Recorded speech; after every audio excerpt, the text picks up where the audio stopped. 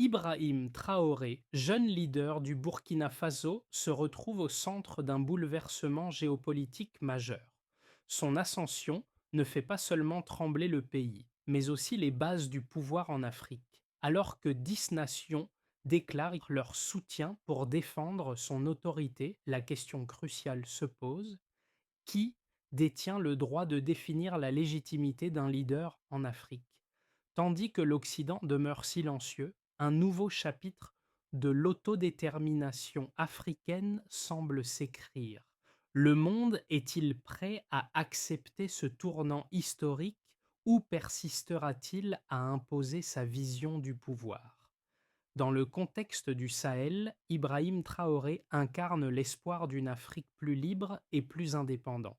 Son ascension en tant que leader du Burkina Faso est loin d'être simplement un acte de défiance contre l'Occident. C'est une déclaration de souveraineté. Pour lui, la véritable légitimité ne vient pas de la reconnaissance internationale, mais de l'engagement envers son peuple et la nation. Les enjeux sont énormes. Si Traoré réussit à faire prospérer son modèle économique fondé sur les ressources nationales et l'autosuffisance, il pourrait bien devenir un catalyseur d'un changement radical dans toute l'Afrique. En renégociant des contrats miniers et en réorientant les investissements, il défie les vieux paradigmes économiques imposés par l'extérieur. Mais cette démarche a aussi ses risques. L'isolement économique pourrait s'intensifier et des sanctions internationales risquent de s'abattre sur le pays. Pourtant, pour les Africains, c'est bien plus qu'une simple question économique. C'est la chance d'écrire un nouveau récit de l'indépendance. Le 28 juin, une scène historique s'est déroulée au Burkina Faso. Sous un ciel clair du Sahel, Ibrahim Traoré, accompagné de 10 ambassadeurs, a signé un accord crucial confirmant son pouvoir en tant que président légitime du pays. Cet instant a marqué la fin d'une époque où la légitimité était imposée par des acteurs extérieurs et a ouvert la voie à une nouvelle ère où l'Afrique réclame le droit de définir son propre destin. Les caméras du monde entier ont capturé les poignées de main fermes, les regards déterminés des leaders, et derrière chaque signature se cachait un message fort. L'Afrique n'a plus besoin d'être validée par les puissances occidentales pour être légitime. Ce moment a mis en lumière la question fondamentale: qui a le droit de dire qui gouverne une nation africaine? Alors que l'Occident persiste dans son scepticisme, les nations du Sahel, unies sous la bannière de Traoré, prennent leur destin en main. Les investissements mondiaux sont désormais recalculés avec près de 2,3 milliards de dollars en accords miniers et d'infrastructures suspendues, incertains quant à leur avenir. Traoré lui-même n'a pas demandé de l'aide aux Nations Unies, mais a exigé que le monde l'écoute. Ce discours ne visait pas seulement à obtenir la reconnaissance, mais à revendiquer une place sur la scène mondiale pour l'Afrique, en tant qu'égal, non pas comme un sous-développé, mais comme une force émergente, capable de s'autodéfinir. Le Sahel, longtemps perçu comme une zone de conflit et de pauvreté, devient ainsi un centre stratégique de réinvention pour un continent en quête de sa propre voie. Cette victoire symbolique pour Traoré est le prélude à une transformation bien plus profonde qui pourrait redessiner non seulement l'économie, mais aussi la manière dont l'Afrique interagit avec le reste du monde. Ibrahim Traoré n'est pas seulement un président, il est le visage d'un mouvement qui transcende les frontières du Burkina Faso. Issu d'un contexte marqué par l'insécurité, la pauvreté et la dépendance, Traoré a choisi de défier les normes établies en mettant l'accent sur la souveraineté nationale. Dès son arrivée au pouvoir, il a dissous un gouvernement qui servait les intérêts extérieurs et a pris des mesures radicales pour réorienter les ressources du pays au profit du peuple. Cette prise de décision audacieuse a rapidement attiré l'attention internationale. Au cours de sa première année en tant que leader, Traoré a renégocié des contrats miniers d'une valeur de plus de 3,7 milliards de dollars, en réaffirmant que les ressources du pays devraient bénéficier à ses citoyens. Pour de nombreux analystes internationaux, cela représentait un risque majeur, tant sur le plan économique que géopolitique. Cependant, pour la majorité de la population burkinabé, ces actions étaient perçues comme un acte de réappropriation, un moyen de restaurer la dignité et de sortir du cycle de la pauvreté lié aux dépendances extérieures. La réponse de l'Occident n'a pas tardé. Des sanctions ont été envisagées et certains investisseurs ont gelé leurs projets. Mais à l'intérieur des frontières du pays, le soutien à Traoré est grandissant. Les rues de Ouagadougou résonnent des chants de ceux qui croient en un avenir où l'Afrique, libre de toute tutelle étrangère, pourra se réinventer. Les jeunes leaders, les étudiants et les travailleurs locaux prennent l'exemple de Traoré comme modèle pour une nouvelle Afrique. Traoré réussira-t-il à maintenir cet élan ou les pressions internationales l'emporteront-elles? L'ascension d'Ibrahim Traoré est née dans un contexte de crise intense au Burkina Faso. En 2022, le pays faisait face à une insécurité croissante, notamment en raison de l'activité des groupes armés dans le Sahel. L'économie était à bout de souffle et les relations avec les anciennes puissances coloniales, dominées par les accords économiques déséquilibrés, avaient exacerbé les tensions internes.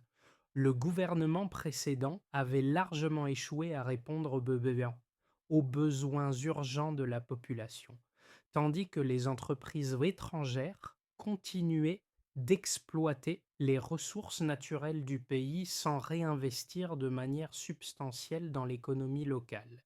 C'est dans ce contexte chaotique que Traoré a émergé.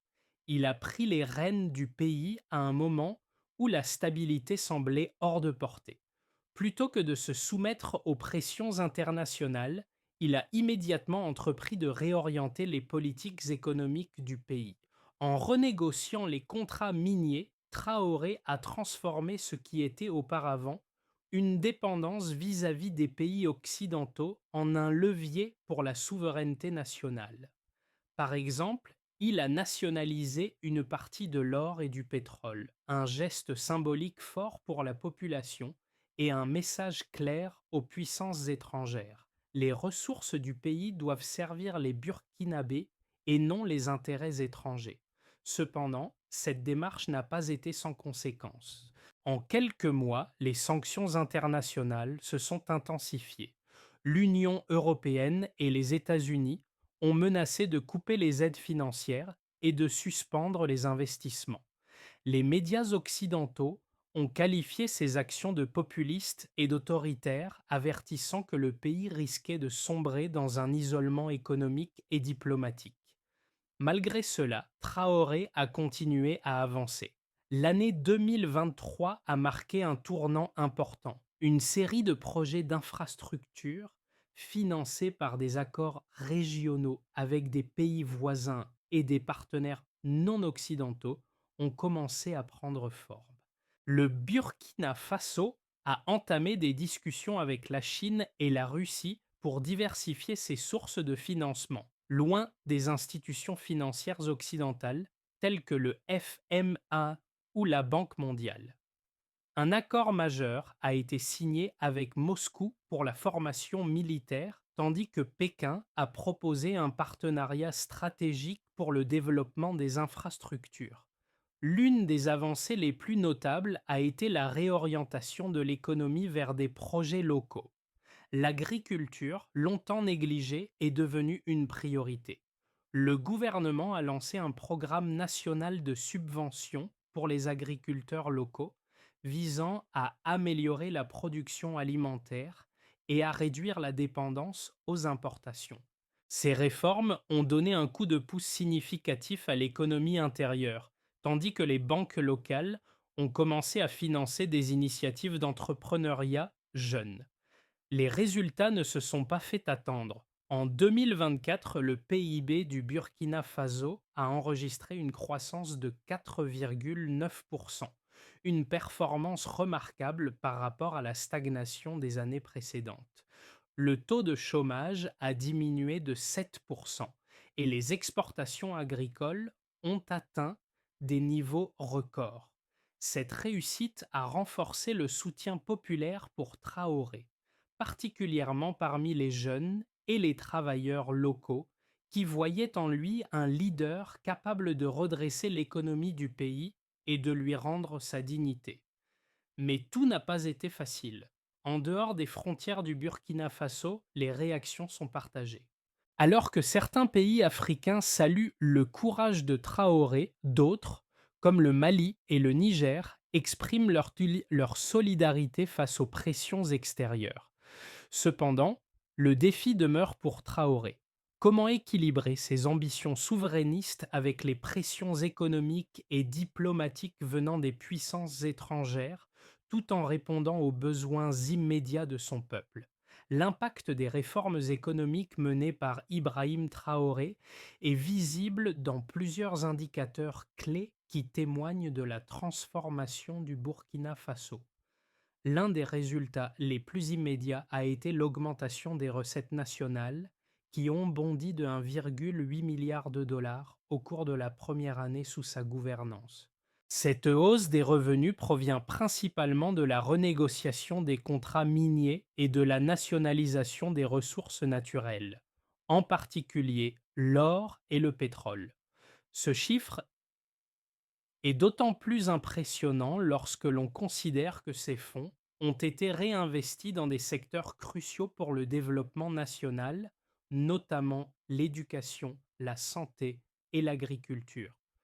Le secteur agricole, longtemps négligé, a vu une amélioration substantielle grâce à l'introduction de programmes de soutien aux agriculteurs locaux.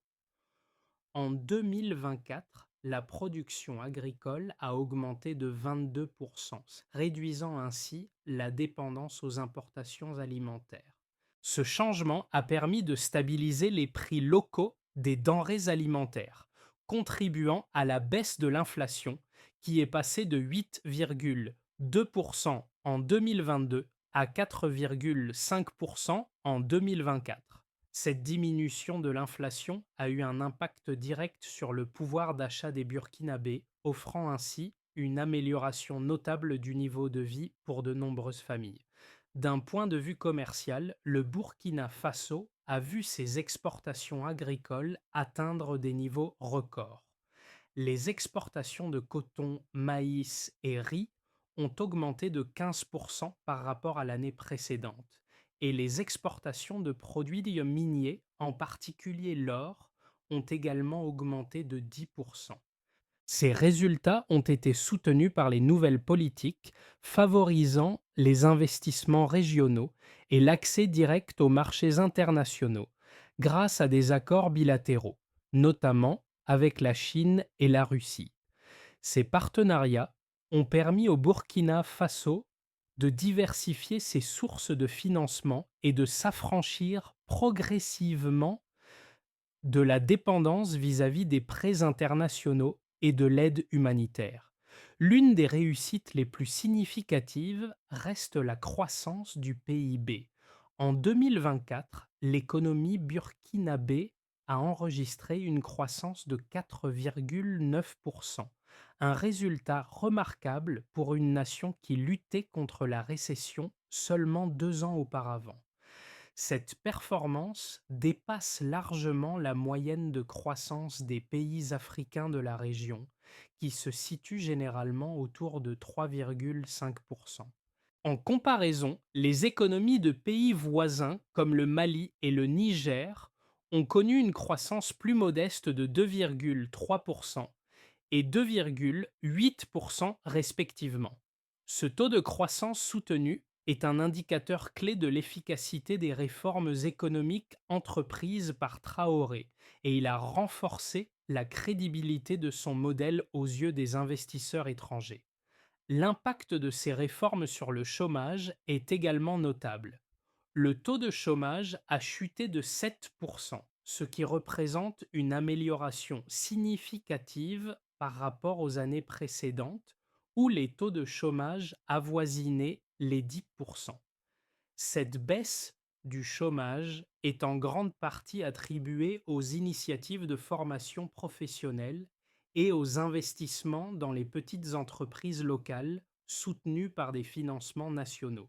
Les jeunes burkinabés, qui constituaient auparavant une grande partie de la population inactive, ont maintenant de meilleures opportunités sur le marché du travail, un signe positif pour l'avenir de la nation.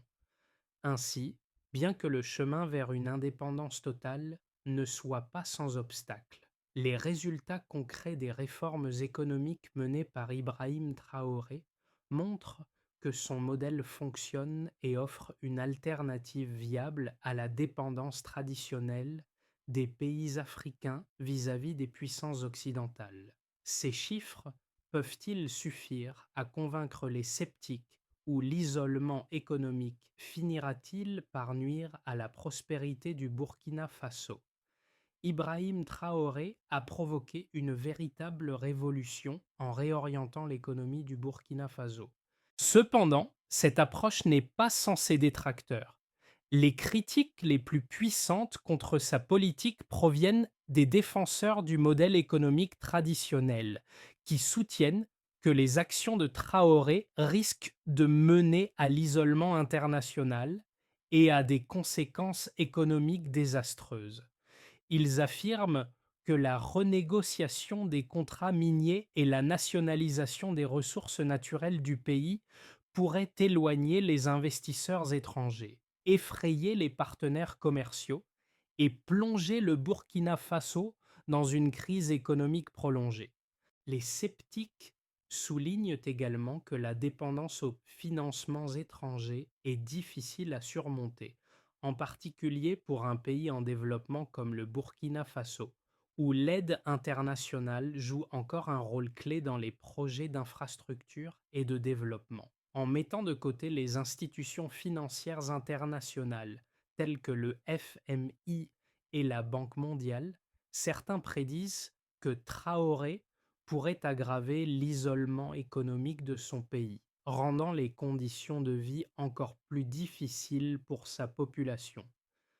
De plus, le modèle de Traoré, bien qu'ambitieux, repose sur l'idée que l'Afrique doit prendre en main son propre destin sans l'aide des anciennes puissances coloniales. Mais certains experts font valoir que ce modèle pourrait manquer de réalisme. Pour un pays comme le Burkina Faso, dont l'économie est encore fragile, l'autosuffisance n'est pas une option immédiate. Les défis liés à la diversification économique, à la sécurisation des investissements locaux et à la gestion des ressources naturelles restent considérables. La question se pose: un pays isolé politiquement et économiquement peut-il véritablement prospérer sans l'appui de partenaires mondiaux? En outre, bien que la nationalisation des ressources naturelles puisse augmenter les recettes nationales à court terme, il n'est pas certain que cela soit durable à long terme. Les investisseurs étrangers, qui ont l'habitude de contrôler les secteurs clés de l'économie, pourraient se retirer si le climat d'investissement devient trop incertain. La gestion des ressources, essentielle pour soutenir cette politique, pourrait également se révéler difficile à maintenir sans une expertise internationale et un capital d'investissement à long terme. Cependant, il est également important de reconnaître que le modèle de Traoré a un mérite certain. En luttant contre la domination des puissances extérieures et en redonnant le contrôle à son peuple, Traoré a suscité un sentiment de fierté nationale qui n'avait pas été vu depuis longtemps au Burkina Faso. La véritable question est de savoir si les bénéfices d'une indépendance économique accrue l'emporteront sur les risques d'un isolement international prolongé. Alors que le Burkina Faso poursuit son chemin vers l'indépendance économique et politique, une question se pose désormais avec force. La quête de souveraineté de Traoré est-elle réellement durable à long terme? La véritable révélation de sa stratégie réside dans la manière dont il transforme la situation en une opportunité de développement régional, plutôt qu'un simple rejet de l'extérieur. Grâce à ses accords bilatéraux avec la Chine, la Russie et d'autres partenaires africains, Traoré réussit à bâtir des ponts là où les relations avec l'Occident se détériorent. Le modèle qu'il propose va au-delà de la simple indépendance nationale. Il s'agit de construire un réseau d'alliances stratégiques au sein du Sahel et au-delà, où les nations africaines s'entraident pour garantir leur prospérité. Traoré, en tant que leader, transforme son pays en un modèle de coopération sud-sud, une alternative aux anciennes formes de domination économique. Ce faisant, il ne cherche pas seulement à assurer la survie du Burkina Faso, mais à forger un modèle plus large pour l'Afrique. La stratégie d'Ibrahim Traoré a rapidement démontré des résultats concrets, non seulement pour le Burkina Faso, mais aussi pour l'ensemble de la région du Sahel. Dans un contexte où l'isolement économique semblait inévitable, les réformes de Traoré ont permis de revitaliser plusieurs secteurs de l'économie burkinabé, tout en créant des modèles de coopération régionale. Cette transformation a également eu des effets positifs sur d'autres pays du Sahel, notamment le Mali et le Niger, qui ont vu dans le modèle burkinabé une source d'inspiration pour réaffirmer leur propre souveraineté et indépendance. Au niveau économique, les investissements dans les infrastructures ont permis d'améliorer les conditions de vie de la population. L'une des initiatives les plus marquantes a été le projet d'infrastructure énergétique soutenu par des partenariats avec la Chine et la Russie. L'objectif est d'étendre l'accès à l'électricité, en particulier dans les zones rurales, afin de soutenir l'agriculture et l'industrie locale. En parallèle, des réformes dans le secteur agricole ont permis une hausse de la production, réduisant la dépendance alimentaire du pays et offrant de nouvelles opportunités d'exportation. Les résultats sont également visibles sur le marché de l'emploi. Le taux de chômage, qui avait atteint des niveaux préoccupants avant l'arrivée de Traoré, a chuté de manière significative. La création de nouveaux emplois dans les secteurs publics et privés, soutenus par une politique active de formation professionnelle, a permis à de nombreux jeunes de trouver des opportunités. Le pays a enregistré une baisse notable de la pauvreté et l'accès à l'éducation et à la santé s'est amélioré, bien que des défis demeurent dans ces domaines. Cependant, les conséquences de cette transformation ne se limitent pas à des chiffres économiques. La montée en puissance du Burkina Faso, grâce à sa politique d'indépendance, a également eu un impact profond sur la perception du pays à l'échelle internationale. Tandis que l'Occident continue de critiquer les actions de Traoré, certains pays africains ont exprimé leur soutien, voyant dans son modèle une forme de résistance à la domination extérieure. Ce soutien s'est matérialisé par la formation de nouveaux partenariats stratégiques, non seulement avec les pays voisins, mais aussi avec des puissances non occidentales comme la Chine et la Russie, qui ont fourni un soutien financier et technique. D'autre part, l'isolement politique et économique imposé par certains pays occidentaux n'a pas encore eu l'effet escompté. Au contraire, le Burkina Faso a su diversifier ses sources de financement et renforcer ses relations avec d'autres pays en développement, notamment dans le cadre de l'initiative de coopération Sud-Sud. Ces actions ont permis de limiter les effets des sanctions économiques et d'affirmer une indépendance croissante vis-à-vis des grandes puissances mondiales. Toutefois, les défis demeurent. La stabilité à long terme de cette transformation dépendra de la capacité du Burkina Faso à maintenir son modèle économique tout en consolidant ses partenariats internationaux. La question qui se pose est de savoir si le pays pourra continuer à croître sans les soutiens traditionnels venus de l'Occident, ou si les tensions géopolitiques finiront par nuire à ses progrès. Le Burkina Faso Pourra-t-il maintenir cette trajectoire malgré l'isolement international ou les pressions économiques l'emporteront-elles sur son indépendance? Dans les 6 à 12 mois à venir, le Burkina Faso se trouve à un carrefour décisif, avec plusieurs scénarios possibles. Ces scénarios dépendent non seulement des choix politiques et économiques faits par Ibrahim Traoré et son gouvernement, mais aussi de la manière dont le pays sera capable de naviguer entre les pressions extérieures et ses ambitions d'autosuffisance. D'abord, imaginons un avenir où le modèle Traoré s'impose et où l'Afrique se réinvente. Dans ce cas, les réformes économiques de Traoré continuent de porter leurs fruits. Le Burkina Faso parvient à diversifier ses partenariats internationaux et à maintenir une croissance économique soutenue. Le PIB continue d'augmenter, soutenu par les investissements dans les infrastructures, l'énergie et l'agriculture. Le pays renforce ses relations avec des puissances comme la Chine, la Russie et d'autres nations africaines, créant ainsi un réseau d'alliances stratégiques qui dépasse le cadre du Sahel. L'indépendance économique se renforce et le pays réussit à atténuer les effets de l'isolement imposé par l'Occident. Le modèle de Traoré devient un exemple à suivre pour d'autres nations africaines qui aspirent à l'autosuffisance et le Burkina Faso se positionne comme un leader régional dans la lutte pour la souveraineté. Ensuite, il y a l'hypothèse d'un isolement économique plus dur et de tensions croissantes. Ici, l'isolement économique du Burkina Faso se renforce. Les sanctions imposées par l'Occident, en particulier l'Union européenne et les États-Unis, commencent à avoir un impact plus sévère. Les investissements étrangers ralentissent et le pays fait face à des pénuries dans certains secteurs, notamment les importations de biens de consommation et de technologies essentielles.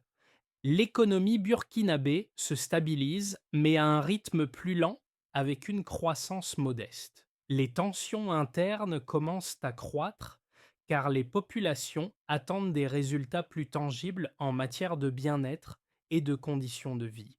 Le pays se tourne davantage vers des partenaires non occidentaux, mais la dépendance croissante à ces nouvelles alliances pourrait à son tour poser des défis de durabilité. Enfin, un troisième chemin demeure possible, celui d'une crise politique interne qui interromprait les réformes. Dans cette situation, les réformes de Traoré, bien qu'ambitieuses, rencontrent une forte résistance de la part de certains groupes politiques et économiques internes qui sont opposés à son modèle de gouvernance. Ces résistances pourraient entraîner des manifestations, des troubles sociaux ou même une instabilité gouvernementale. L'économie, déjà fragile, pourrait en souffrir, avec des conséquences immédiates sur l'investissement intérieur et extérieur. L'incapacité de maintenir une stabilité politique pourrait remettre en question l'ensemble du modèle, entraînant une réorientation des priorités du gouvernement.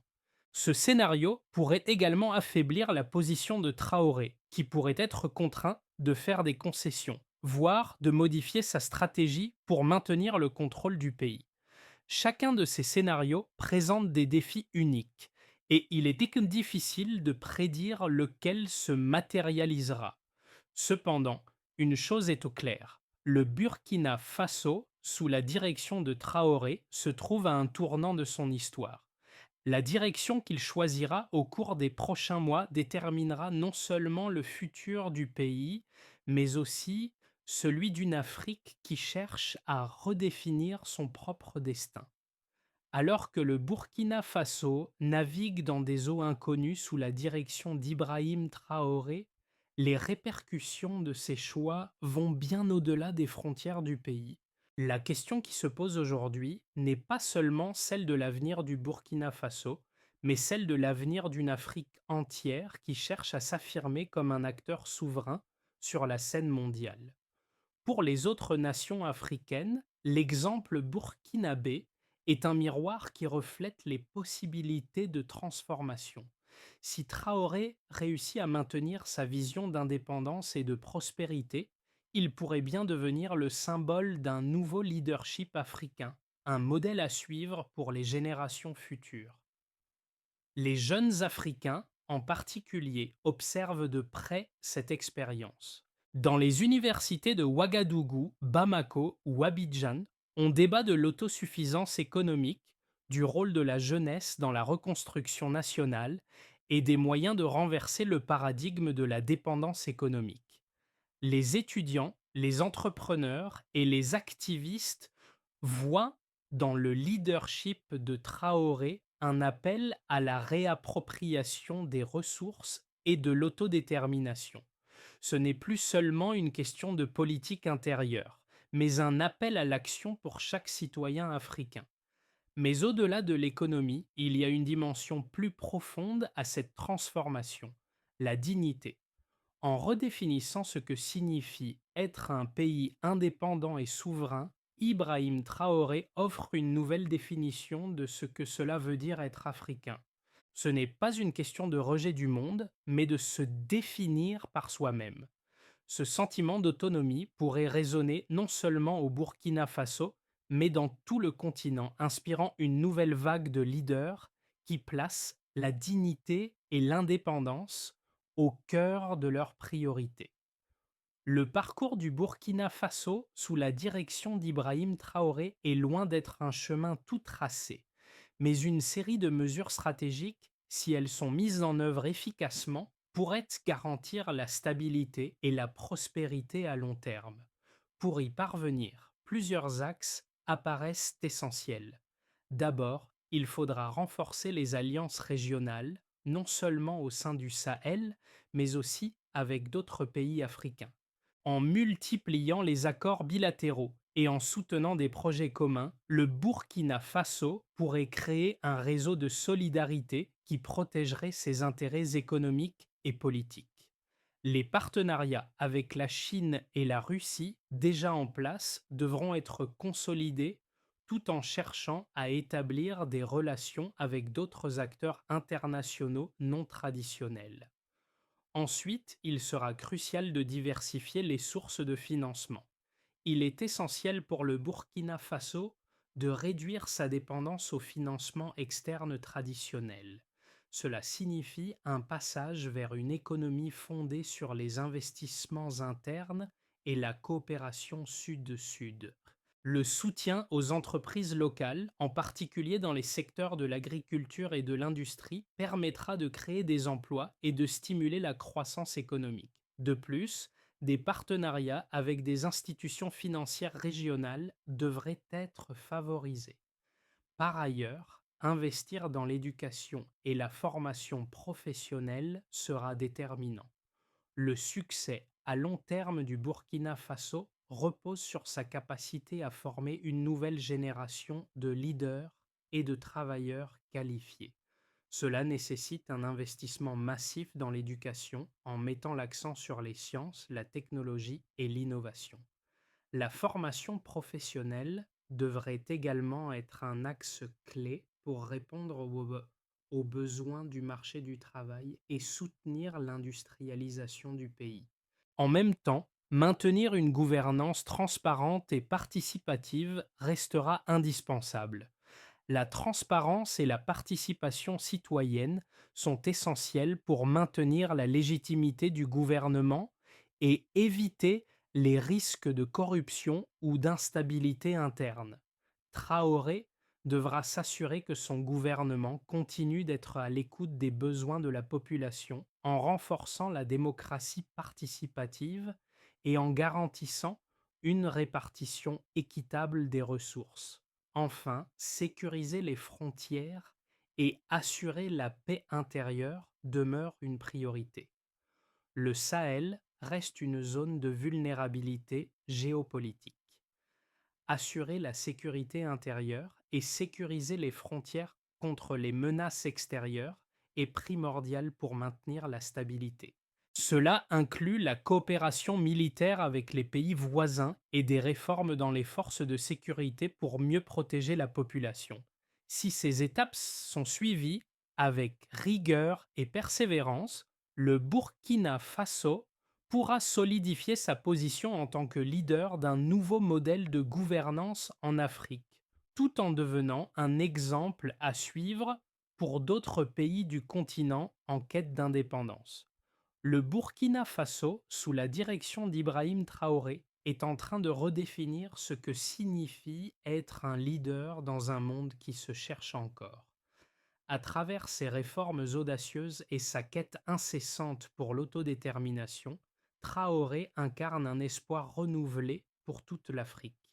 Le nom du Burkina Faso, un pays qui était autrefois invisible sur la carte géopolitique mondiale, résonne désormais comme un symbole de résilience et de souveraineté retrouvée. Lorsque Traoré a pris la parole à l'ONU, il n'a pas simplement demandé du soutien. Il a exigé que le monde l'écoute, qu'il reconnaisse non seulement sa légitimité en tant que président, mais aussi la légitimité d'un continent qui a trop longtemps été placé sous tutelle. Ce moment historique, marqué par la signature des accords de reconnaissance, a été plus qu'un acte diplomatique. C'était une déclaration de dignité. C'est cette dignité qui guide encore le peuple burkinabé aujourd'hui, un peuple qui ne demande plus à exister selon les règles du monde extérieur, mais qui exige que ses ressources, sa culture et son destin soient donc réécrits par ses propres mains. Le chemin reste semé d'embûches, mais la vision d'un Burkina Faso libre et souverain n'a jamais été aussi claire. Les échos de ce combat résonnent bien au-delà des frontières du pays. L'Afrique tout entière se relève. Est-ce le début d'une nouvelle ère pour l'Afrique ou simplement un instant suspendu dans le temps? Le Burkina Faso aujourd'hui incarne une transformation profonde qui dépasse ses frontières. Ce mouvement porté par Ibrahim Traoré n'est pas seulement une bataille pour l'indépendance économique, mais une revendication de dignité pour tout un continent. Le modèle qu'il propose pourrait inspirer une génération de leaders africains à défier les anciennes puissances et à réécrire les règles de leur avenir. La question maintenant est, quelle place prendrons-nous dans cette histoire en train de s'écrire? L'Afrique, aujourd'hui, ne demande plus à être guidée, elle choisit son propre chemin. Et chacun de nous a un rôle à jouer dans ce processus de transformation. Que vous soyez un citoyen, un entrepreneur ou un leader politique, les choix que vous ferez aujourd'hui façonneront le monde de demain. Rejoignez la conversation, partagez cette vision et engagez-vous pour un avenir où l'Afrique est maître de son destin. Parce que la liberté, la dignité et l'autodétermination ne sont pas seulement des idéaux, mais des droits que chaque Africain mérite de revendiquer.